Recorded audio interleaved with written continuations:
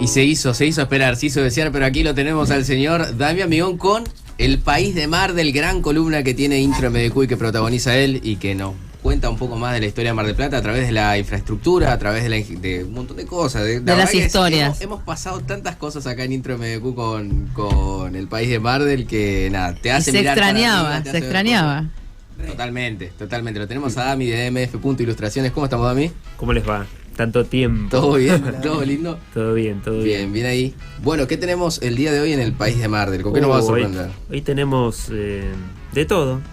Hay ¿De todo? unos cuantos personajes que seguro conocen. Me miró a mí, seguro que son viejos. Seguro que son viejos. Lo miré ese. Bueno. No, todavía no. Unos personajes que seguro conocen, una manzana que seguramente conocen y un edificio que por ahí no conocen, pero estaba en esa manzana. Bien. Bien. Vamos a empezar hablando de un hotel denominado Bristol Hotel, y ahí sí la miro a Vero. Ok. Pero era... Me vas a llorar. Lo que no logró Barbie lo va a lograr él. No por mirarla a Vero y decir que fue de la época de Vero, sino que es mucho más. Es claramente la mayor longevo, ¿no? Son de terror, son de terribles. Este hotel, inaugurado el 8 de enero de 1880, albergó a las figuras más importantes de la aristocracia argentina y fue el hotel modelo de América Latina. Durante la década de 1880, Argentina ya estaba consolidada como uno de los principales proveedores de productos agrícolas para el mundo, y los dueños de estas tierras constituyeron lo que nosotros denominamos la aristocracia porteña o la élite porteña del momento, que quería hacer en Mar del Plata la Biarritz Argentina. Querían llevar París, Europa, a Argentina acá, ¿no? Entonces necesitaban como un lugar donde contener, digamos, toda esa fortuna, ese deseo de veranear, pero a la gran escala, acá en Mar del Plata, ¿no? Hasta que entraron al agua y vieron que estaban helados todos los días. Vieron que estaba salada. Hacía un frío cagarse. Claro, vieron que el agua era salada, ¿viste? Sencillamente, bueno, qué sé yo. Pero bueno, en 1887, personajes que seguramente han sentido nombrar por ahí, como José Luro, hijo de Pedro Luro, Gastón Sancicena, Ernesto Torquid y Adolfo Dávila, formaron la sociedad anónima Bristol Hotel, con el objetivo de administrar un hospedaje reservado exclusivamente a las familias de la élite gobernante y propietaria de las estancias que en ese entonces formaban el granero del mundo. Es así que en menos de un año esta sociedad anónima construye en la manzana comprendida por las actuales San Martín, Entre Ríos, Corrientes y Rivadavia el Bristol Hotel. La entrada, por supuesto, tenía vista al mar, tenía recepción, sala de estar, comedor, 500 habitaciones, todas con 500 mobiliario. es un montón. Tranqui. 500 habitaciones para la época, mobiliario de caoba, pisos completamente alfombrados, espejos, arañas, todo el estilo francés, digamos, gigante. Todo lo que pidieras, digamos, tope de gama, estaba ahí. ¿Sí? Era el hotel más suntuoso del nuevo continente. Estaba catalogado como el hotel más lujoso de América Latina. Mirá, tremendo. Increíble. Se inauguró el 8 de enero de 1888 con oficialmente 300 huéspedes. Y esa fiesta reunió... Ahí estamos viendo imágenes. Ahí estamos viendo imágenes exactamente de lo que era el salón, la fachada, la entrada del Hotel Bristol. Imponente. Sí, increíble. Ahí tenemos una foto de cuando convivió con la Rambla, con la actual Rambla. Bien. Ahí estamos. Este hotel que duró, que estaba ubicado ahí abajo, exactamente, que duró 64 años, reunió en esa fiesta de bienvenida a personajes como Dardo Rocha, el entonces gobernador de la provincia, el vicepresidente Carlos Pellegrini, el expresidente Bartolomé Mitre, e incluso, esta es la historia, el dato de color, dice la revista Caras y Caretas Vero que Fernández. dice la revista Caras y Caretas que estaba también Nicolás Romanov, el entonces heredero y príncipe del trono ruso, que posteriormente fue el zar Nicolás II, que sacaron a patada la revolución bolchevique en 1918 y revolución rusa, comunismo, ¿no? Y ahí estaba Vero con sus hijos. Claro. Ahí estaba la abuela de Vero. Vamos a ser buenos. Estamos haciendo para que llore. Este tipo, Nicolás Romanov, firmó, como quien dice, la carta de los 300 invitados. O sea que si no estuvo, vino alguien en nombre. Si no estuvo, firmó alguien en nombre del tipo. Y firmó simplemente como Nikolai Alexandrovich Romanov. Claro. No firmó con título nobiliario, sino que firmó con su nombre de civil, pila. digamos. Vino claro, trampa, su nombre de civil. O sea, en esa época vino de trampa en un buque escuela, digamos. Pero bueno. Me ganó un montón. Fue terrible, ¿no? El aforo de la época, los personajes de la farándula que conseguíamos, ¿no? A una década de la inauguración del hotel, como veníamos diciendo, era uno de los establecimientos mejor equipados de la ciudad, del país y de toda América, ¿no? Pero ¿qué pasó? La masividad del automóvil a comienzos del siglo XX hizo que la oligarquía abandone de a poco y progresivamente el hotel. ¿Para qué? Para hacer sus propias casas en la loma de Estela Maris, con un montón de chalets un poquito buscar la tranquilidad. Claro, un poquito y tanto más lujoso que el Bristol Hotel, ya dejándolo de lado y haciendo sus propias casas. Como quien dice, bueno, abandonamos el nido del hotel comunitario para poner nuestra propia casita. Que lamentablemente vi que tiraron uno por la loma de Estela Maris. Sí, tiraron últimamente. Uno el otro día, sí. Unos cuantos. Pero bueno, sobrevivió una década más, sobrepasó la crisis del 29 y ya a finales de esa década infame tuvo su última gran cena el 16 de junio de 1944.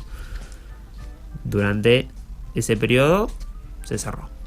Y fue demolido, subastado y adquirieron sus pedacitos de hotel, 3 pedazos de hotel en esta manzana específica que estábamos diciendo. 3 inmobiliarias y constructoras que fundaron la Galería Bristol, que también fue demolida posteriormente para la construcción de edificios residenciales con la ley de propiedad horizontal. Y ahí ya hacemos el corte con una de las antiguas columnas donde hablamos de la ley de propiedad horizontal, ¿no? Y aquí les traje otro videito que se los vamos a pedir allá al operador, que acá viene la segunda parte de la historia de la manzana, con algo que se denominó el Bristol Center, ¿no? Sí. O el complejo Bristol Center, que como verán ahí, tiene algo de lo que hoy en día es la manzana esta Es verdad, infame que está en Buenos Aires, entre pasan los entre San arquitectos Martín y le Rivadavia, duelen los ¿no? ojos. Sí, tal cual. Pero bueno, para llegar a la manzana infame, digamos, tenemos que ver qué pasó para pasar de ese proyecto a lo que quedó hoy en día, ¿no? Para comer empanadas con municiones, ¿viste? Ahí abajo. Pero bueno, vamos a ver qué pasó. Como decíamos, la Galería Bristol fue subastada en 1964 y el edificio a su vez ya estaba en estado muy deteriorado. O sea, lo que quedaba del Bristol estaba como muy deteriorado. Es por eso que una de las fotos anteriores del video anterior, donde mostramos la convivencia de la Rambla, digamos, con lo que quedaba de la Galería Bristol, tenemos directamente la convivencia entre esas dos cosas. La Rambla, que era nueva, inmaculada, de 1960 aproximadamente, y ahí que coincide con unos meses de diferencia con la demolición de la Galería Bristol. La Rambla en esa foto es recién inaugurada. Che, y ¿hubo gente que compró esos departamentos en ese edificio? Claro. Ahora se demuele esa galería y lo que hace fue aparecer un anteproyecto, creo que se guarden en la cabecita un poquito esa palabra, un anteproyecto que se publicó en el diario La Capital, ¿sí? Ese anteproyecto incluía una torre de 30 pisos. Esa torre de 30 pisos, más o menos había leído algo sobre eso. Claro, esa torre de 30 pisos que constituye, digamos, la primera propuesta para la manzana. De ahí partimos, ¿no? Tenía un basamento comercial con 2 plantas y el proyecto preveía un sótano de estacionamientos con la planta de la manzana completa. Incluía este proyecto 2 cines, salas de conferencia, un teatro, un restaurante. Bueno, tremendo. Y este proyecto fue autorizado por el intendente Pedro Martí Garro entre 1970, por ahí, fue autorizado este proyecto. En 1969 ese proyecto se vende y pasa a las manos de las firmas Fundar Sociedad Anónima y Construir Sociedad Anónima, pertenecientes al empresario David Graeber, que lo cambiaron, digamos. Este proyecto en un inicio era una torre con un basamento, qué sé yo, 2 cines, salas, qué sé yo.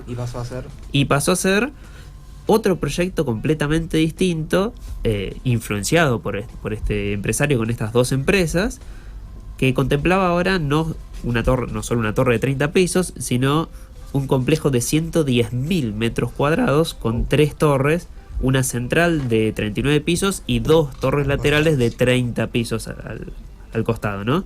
Sobre un basamento que ya pasaba a tener 6 niveles. 2 niveles de cochera, la planta baja y 3 pisos altos. Era una mini ciudad dentro de la ciudad. Una mini ciudad dentro de la ciudad, un gran complejo habitacional, turístico, etcétera, etcétera, ¿no? Que tenía una capacidad, entre otras cualidades, para 520 automóviles, salas de teatro, de cine, 1100 localidades, salas de conferencias, salones de exposiciones, restaurantes y confiterías. Realmente Le iban aumentando, digamos, la capacidad del proyecto de una manera terrible, ¿no?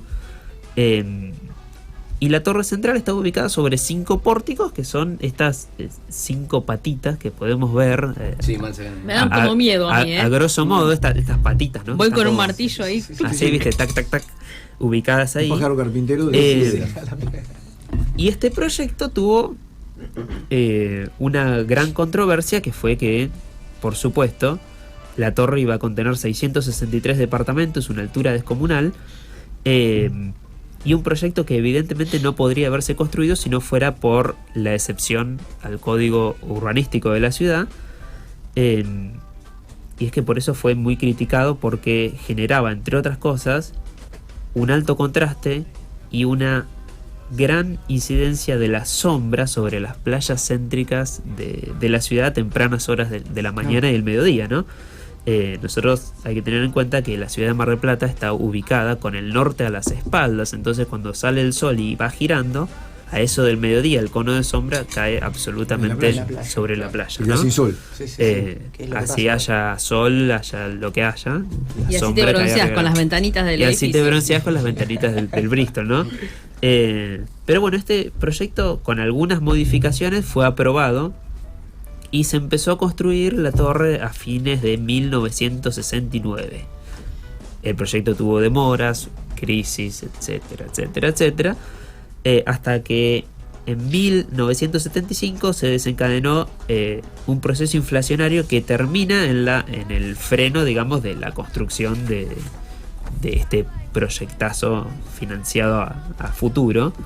En 1976 Graeber falleció en un accidente aéreo en México, lo cual trajo la caída de su imperio. Este empresario estaba vinculado a las altas esferas del poder político argentino, supuestas relaciones con el grupo Montoneros, dueño de varios bancos, infinidad de empresas, y sumaba alrededor de $300 millones en la época de patrimonio personal, digamos, este tipo, ¿no? Y a su vez existen varias teorías sobre su muerte, desde que se murió accidentalmente por chocar con el avión en el que iba, una muerte no accidental, y hasta hubo quienes sugirieron que no se murió y que se dio a la fuga, digamos.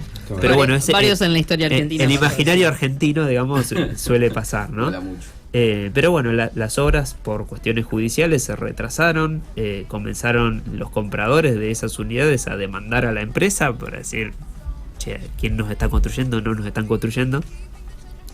He sabido de eso, de personas que compraban el departamento de 1, 2 o 3 ambientes, y un montón de gente que compraba, le daban la libertad de comprar varios. Entonces, tipo, habían comprado 5 departamentos de un ambiente y nunca se los construyeron. Claro, y nunca se construyó. Imagínate que te tocaba la Torre 3. Chao, la Torre nunca 3 apareció. Claro. Pero bueno, finalmente el gobierno militar decidió matarlos a todos. No sé si matarlos a todos, pero sí frenar la obra, digamos, y darlo a trunco el proyecto, digamos, hasta la actualidad. En 2004, digamos, hubo algunas novedades de propietarios que le hicieron una demanda a la empresa Fundar Sociedad Anónima, esperando un fallo favorable que les permitiera construir la tercer torre, digamos. Pero la justicia falló a favor de la empresa, entonces la torre nunca se pudo concretar. Lo mismo algunas propuestas de unificación de fachada, reacondicionamiento del lugar para que no quede esa estructura expuesta, sí. Y qué sé yo, que obviamente no pasó. No sucedió.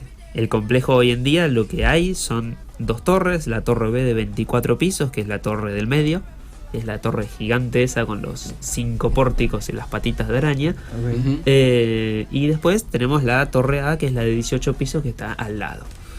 El proyecto sufrió la tercera modificación, que fue la que dejó esa fachada, que si ustedes ven en la fachada original del primer proyecto era una fachada de vidrio muy semejante a lo que serían, bueno, ahí se puede ver más o menos lo que serían las torres Peli, viste que están, claro, bastante más modernosa, un poco más moderna de lo que sería lo que finalmente quedó, que fue mampostería y hormigón. Claro. Okay. Eso fue lo que quedó. Bien. Pero bueno, el estado propongo un banner o algo así como para poner, porque queda tan feo, ¿no es cierto? Sí. Algo. Sí. Pero bueno, yo les decía, si podemos trazar, digamos, algún paralelismo con este tema de presentar un anteproyecto, aprobar y construir, que es más o menos lo que se está haciendo con este proyecto de la torre de 35 pisos en el barrio Estela Maris. Es básicamente lo mismo.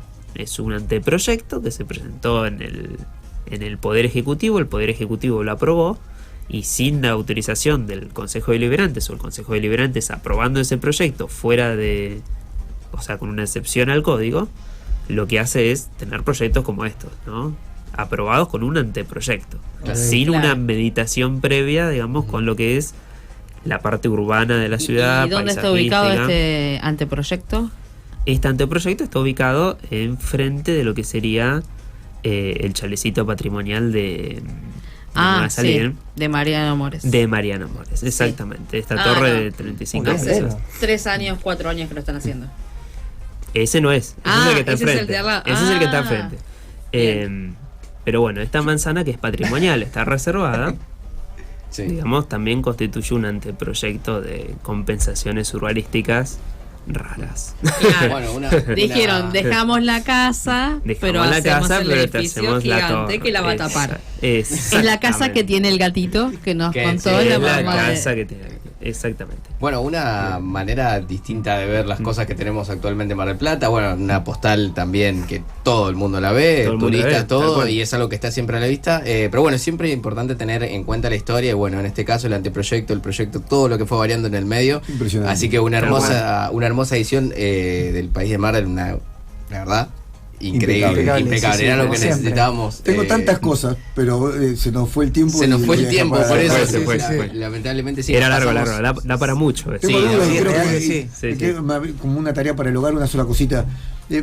¿Por qué necesitamos acá hacer edificios, amontonar un montón de personas en tan poco espacio, teniendo tanto lugar? Que es una mentalidad de Europa, pienso yo, que la densidad de población es mucho más. No termino de entenderlo. Igual, no me contestes ahora, como dicen. la semana que viene. La vamos a dejar para la. Yo tengo una teoría igual. Ahí va. Vamos siempre con las teorías. Siempre. Sí. DMF.ilustraciones, entonces lo pueden encontrar a Dame ahí. Y si no, en el Aire Vortex Mar del Plata. Lo volveremos a tener próximamente. Después avisaremos cuándo en una edición nueva del País de Mar del. ¿Estamos en alguna feria? Y estamos en el Museo Mar. El Museo Mar. ¿Toda esta semana? Perfecto. Toda esta semana hasta el domingo. De 14 a 21 horas, a 20 horas en el Museo Mar. Ahí en la tienda. Excelente. 14 a 20 horas entonces en el Museo Mar. Lo vamos a tener a Dame ahí en dmf.ilustraciones. Tenemos stickers, tenemos un montón de. Sí, la verdad que yo la tengo pegado acá en el termo también. En la tablet, tenemos todas las cositas de DMF Ilustraciones. Así que muchas gracias, Dami. Entonces te encontramos ahí, sino en dmf.ilustraciones, una nueva edición del País de Mar del Vortex Mar del Plata.